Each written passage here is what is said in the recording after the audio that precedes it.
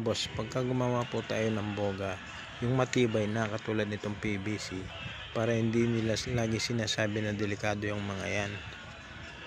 Yan po, PVC na 4 ang size ng tubo. Tapos ito yung mechanism ng igniter nya.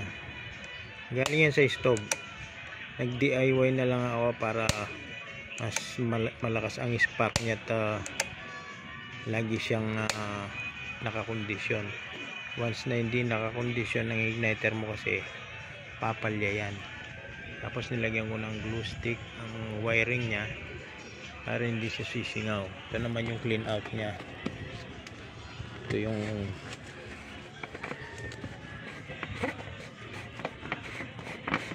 takip ng clean out nya. Ayan. Tapos may partition na yan.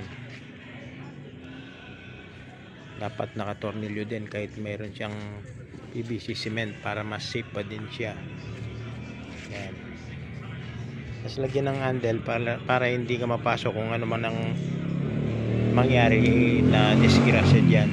May iwasan yung mga disgrasya pag meron siyang handle. Hindi mo hawak-hawak yung tubo.